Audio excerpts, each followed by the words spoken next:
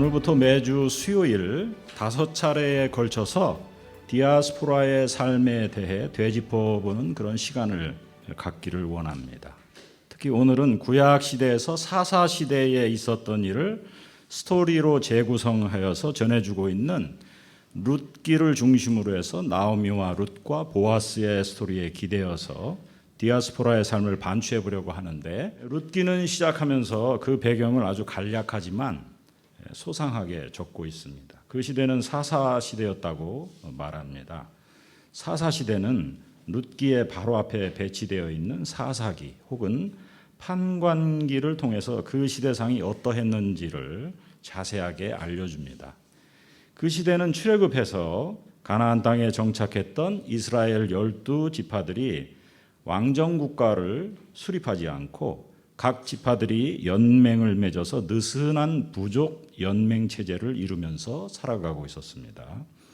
각 지파의 두목들이 다스렸지만 그 리더들이 책임감 있게 자기 지파, 자기 부족을 이끌어갔던 것은 아니고 자기 부족들, 시족들끼리 모여서 사는 정도였습니다. 그래서 룻기에 기록된 나오미 가족과 며느리 룻과 대를 물러주는 물음자리, 대물음자리 보아스의 스토리는 이 사사시대 중에서 그 사사시대를 상중하로 구분하면 사사시대의 거의 말기에, 그죠? 하에 해당하는 그런 기간에 일어났던 것으로 보입니다. 그렇게 사사들이 다스리던 시대에 그 땅에 흉년이 들었습니다. 이 흉년, 기근이라는 말은 그 시대의 시대적 배경과 환경을 이해한다면 매우 아주 의미심장한 그런 표현입니다. 사사기를 배경으로 해서 읽는다고 한다면 이 기근, 이 흉년은 출애굽의 하나님 여호와에게 불순종한 이스라엘에게 대한 하나님의 심판의 뉘앙스가 있다는 것을 우리가 알 수 있습니다. 여호와께 불순종했다, 그런 뜻이죠. 그러한 때에 유대 땅 베들레헴에 엘리멜렉이라는 한 사내가 있었는데 아내의 이름이 나오미였다, 그렇게 나옵니다. 그러니까 이 사람들은 유다 지파 사람들이죠. 그리고 말론과 기럐이라는 두 아들이 있었습니다. 엘리멜렉은 그 열악한 환경 가운데서 자기 가족을 살리기 위해서 그 땅을 탈출합니다. 이스라엘이 정착한 테두리 안에서 이사한 것이 아니라 가나안 땅에 정착하면서 자기가 받은 땅까지도 버리고 변경을 넘어서, 그렇죠? 모압 땅으로 이주해 들어갔습니다. 두 아들은 아직 어릴 적에 이주하게 되어 미혼 상태였습니다. 그런데 그 와중에 아버지 엘리멜렉이 죽었습니다. 이것은 아주 간단하게 기록하지만 하나님께서 이 가족의 이 움직임, 이 가족의 이주를 기뻐하지 않으셨다는 어떤 표시를 보여줍니다. 그리하여 나오미와 두 아들만 남게 되었는데, 시간이 흘러 모압 땅에 들어가 정착한 지 10년 정도 되었을 때 두 아들이 결혼 정년기에 도달하고 모압 땅에서 모압 처녀들과 결혼하게 됩니다. 그런데 그 두 아들도 후손을 보지 못하고 먼저 죽습니다. 엄마보다 먼저 죽는 것이죠. 그래서 여인들 셋만 남게 되었습니다. 나오미의 입장에서 보자면 모든 것을 다 잃어버린 것입니다. 심지어 재산도 거의 다 소진하게 되었던 것으로 생각할 수 있습니다. 그러니까 이렇게 이방의 모압 땅에서 이주한 이스라엘 사람이 아주 좋은 모압의 교수를 며느리로 맞이한 것을 봐서 이주해 오면서 어느 정도 살만한 정도의 살림살이는 있었던 것으로 보입니다. 그런데 남편과 아들들이 다 사망하자 남은 게 없어져 버렸습니다. 그렇죠? 아들 둘이 다 죽고 3명의 과부만 남았을 때에 그 땅에서 현지 토착민이 아닌 이주자로서, 그렇죠? 이민자로서 도저히 살아갈 수 없는 환경이 됐습니다. 그러한 현실을 자각하고 두 며느리의 장래를 생각하면서 남편 없이 홀로 된 두 며느리에게 시어머니를 모실 의무에 얽매이지 말고 그것으로 얽어매려고 하지 않고 두 며느리를 놓아주고 홀로 자기가 자기의 고향 땅 유대 베들레헴 에브라스로 복귀하기로 결심을 합니다. 유다 여인 나오미가 그렇게 한 것이죠. 이것이 이 스토리의 배경이며 출발점입니다.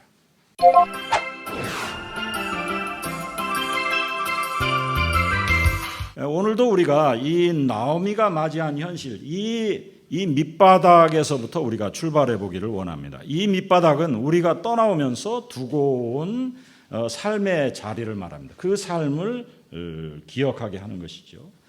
나오미가 남편 엘리멜렉을 따라서 두고 온 곳은 바로 약속의 땅이었습니다. 그가 물려받았던 약속의 땅은 그의 신분과 그의 영광과 그의 책임과 그의 존재가 형성되고 피어나고 형성되었던, 그 중에서도 그가 출애굽의 하나님 여호와의 백성의 한 사람으로서 부여받았던 신분, 책임, 영광, 특권이 있던 그런 자리를 말합니다. 그 땅을 그는 그 흉년을 맞이해서 생존을 위해서 버리고 온 것이죠. 그렇죠? 그래서 엘리멜렉은 한 사람의 가장으로서 가족의 생계와 생존과 앞으로의 미래를 위해서 과감히 그 자리를 두고 포기하고 나왔습니다. 아주 대단한 결정이었죠. 그 사회에서는. 근데 우리 자신을 생각해 볼 때 사실은 우리도 포기하고 나온 사람들입니다. 그 한국에 있는 그런 많은 성취와 그런 또 물론 한국에서의 어떤 절망도 우리가 다 포기하고 나왔죠.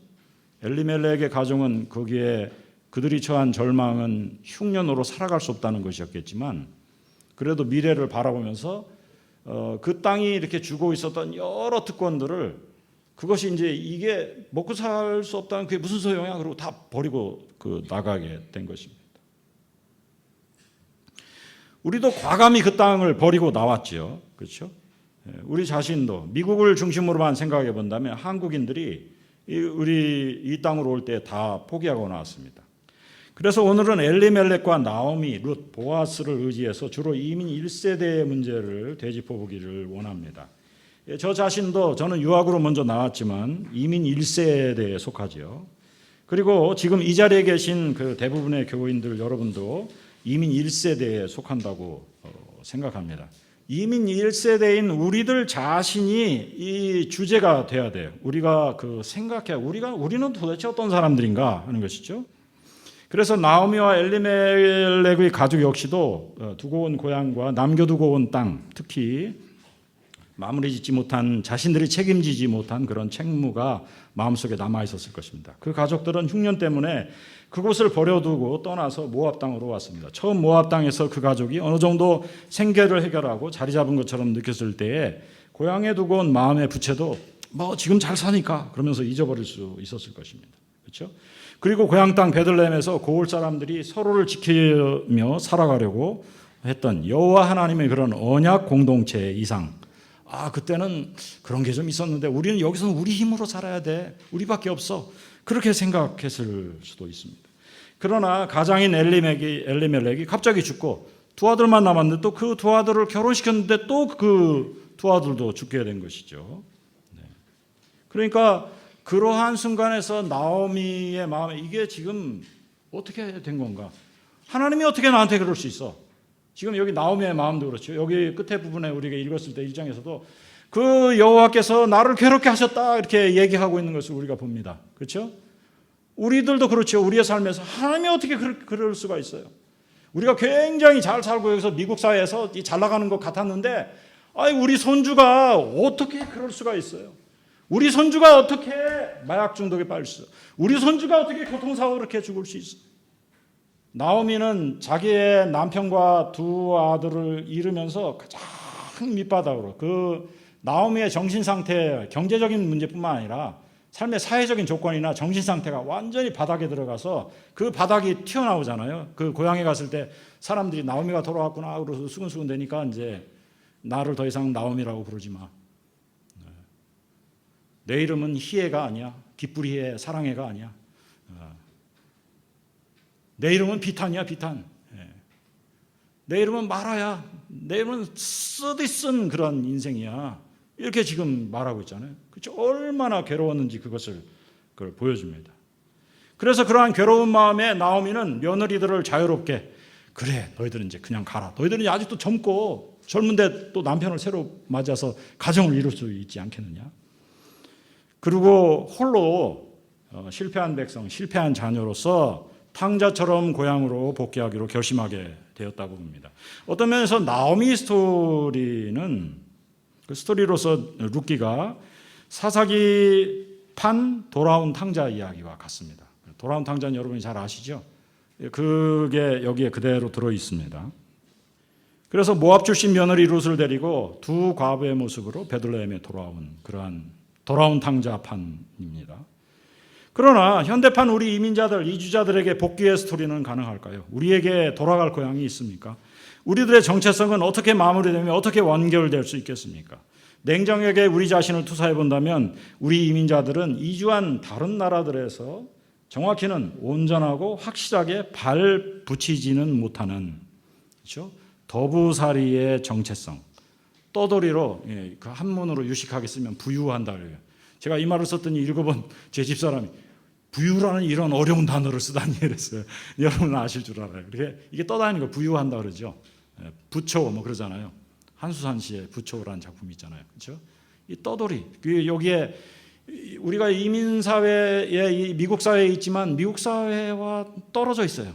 이게 잘 붙질 않아요. 네. 도킹을 하지 못해요. 독이 안 되고 그냥 움직인단 말이에요. 그 근처에는 있지만 이게 우리들의 정체성이란 말이에요. 그렇죠? 그런데 우리 이민자들의 처지를 잘 생각해 보면 만일 실제로 우리가 나오미처럼 그렇게 나는 인생의 가장 밑바닥에 처했다. 이거 뭐 버릴 것도 없어.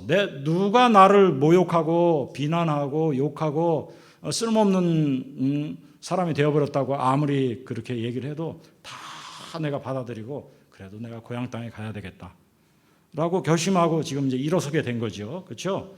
그런데 나오미는 그렇게 갈 때가 있었는데 여러분들은 어디로 가겠어요?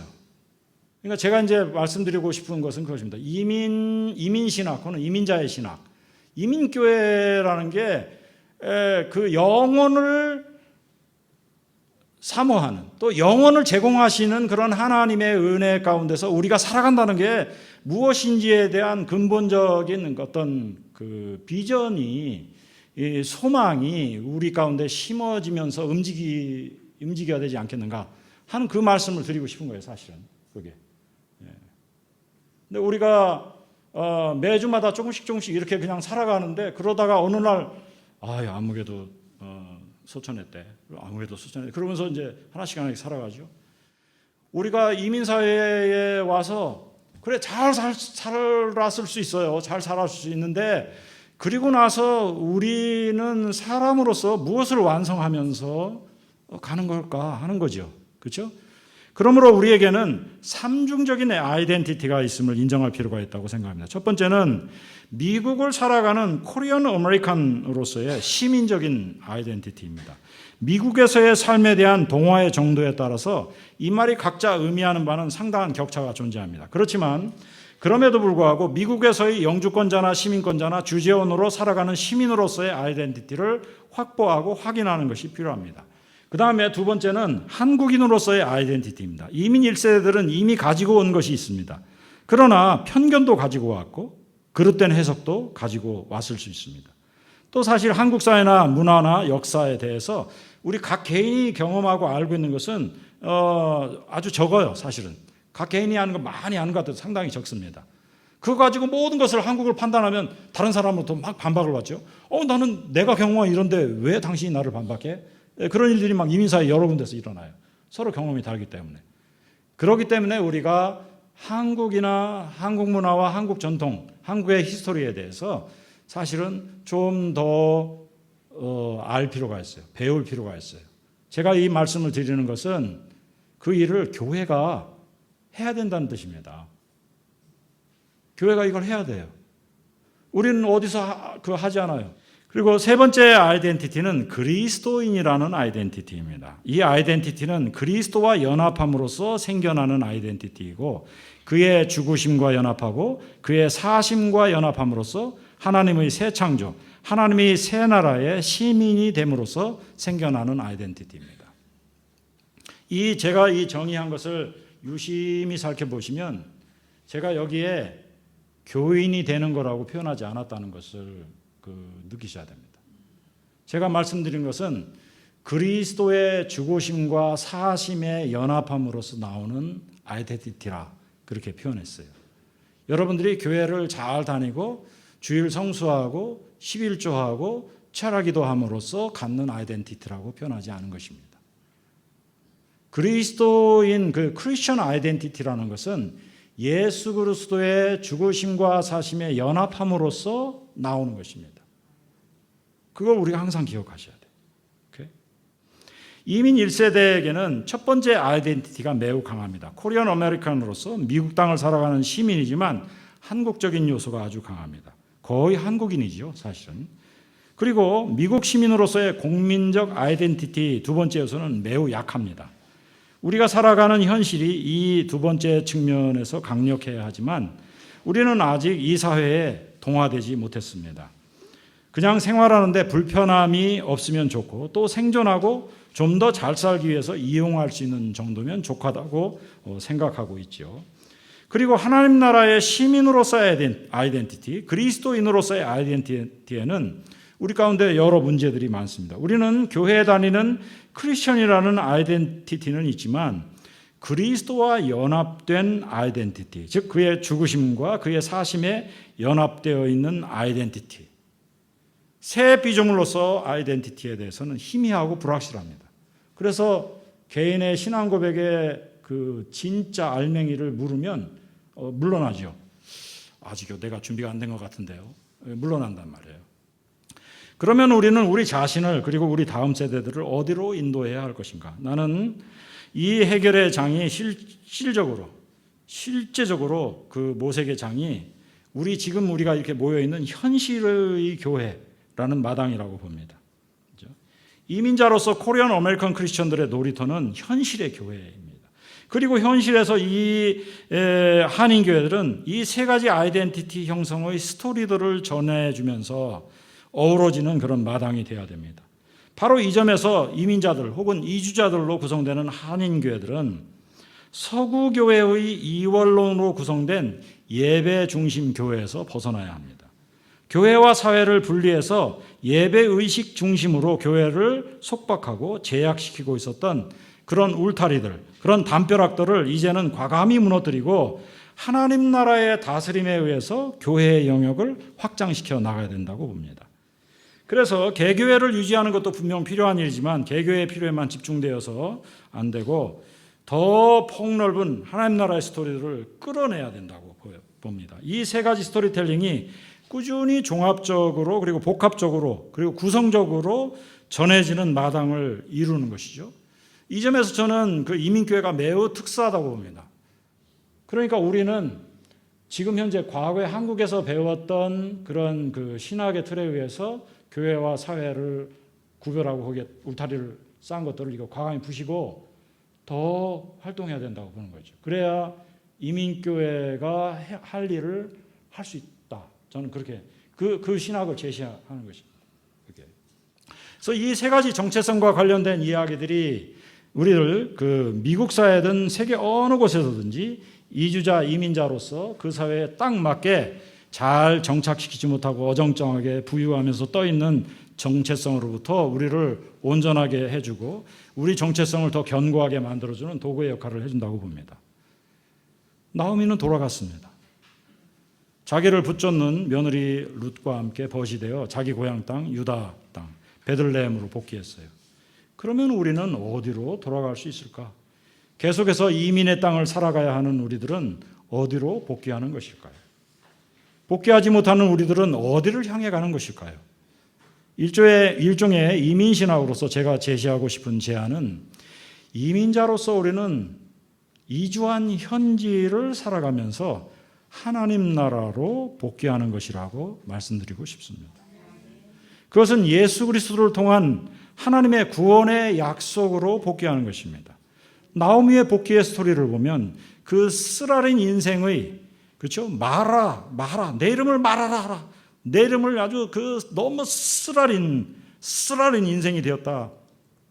그렇게 말하고 있는 그런 나오미가 베들레헴에 돌아와서 바라보고 있는 것이 있었는데, 그것은 혹시 주실지 모르는 하나님의 은혜를 바라보는 것입니다. 그렇죠? 그래서 이삭을 주우러 갔던 룻이 보아스의 밭에서 이르렀을 때 보아스에게서 얻은 선물과 그의 호의에 대해서 나오미가 전해 들었어요. 그러자 나오미는 거기에서 하나님의 은혜의 규약인 대를 물을 자에 대한 약속을 떠올렸어요. 그리고서 그 다음에 더 중요한 것은 믿음의 모험을 시도했다는 데 있습니다. 이게 그 중요한 포인트예요. 그러니까 나오미가 그 얘기를 듣고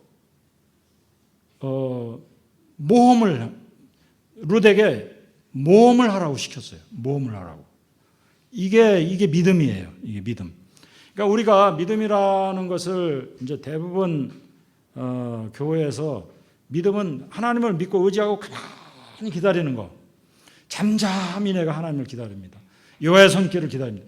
그것도 믿음이지만 구체적인 역경 가운데 매우 중요한 믿음은 믿음의 모험을 하는 거예요. 그게 클레임하는 것입니다. 그렇죠? 우리 장로님이 은혜의 손길로 이렇게 내었을 때 그 손을 잡을 것이냐 거절할 것이냐, 그 손을 믿음으로 잡는 모험이 필요해요. 이것을 이제 영어로는 클레임이라고 하죠. 클레임은 우리가 소송할 때 소송을 건다 그랬을 때 클레임하라고 그러잖아요. 그것은 뭐냐면 자기의 권리를 확보하기 위해서 해보는 거예요. 그렇죠? 우리가 하나님 안에서 하나님의 약속이 있으니까 그 약속을 붙잡고서 우리의 믿음으로 우리의 처지에게 대해서 하나님께서 약속하신 것을 믿음의 손을 내밀어서 붙잡는 것, 그게 필요하다고 말이에요. 그러니까 지금 이민자의 우리들의 현실에서 나는 이제 다 늙어서 뭐 할 게 있나요? 그런데 아닙니다. 아닙니다. 나오미도 마라가 되어서 쓰라린 인생, 모든 걸 다 버린 인생이 되었는데 믿음의 눈으로 룻의 얘기를 들어보니까 거기 희망이 있다고 말이에요. 그것을 붙잡아서 끄집어내려야 돼요.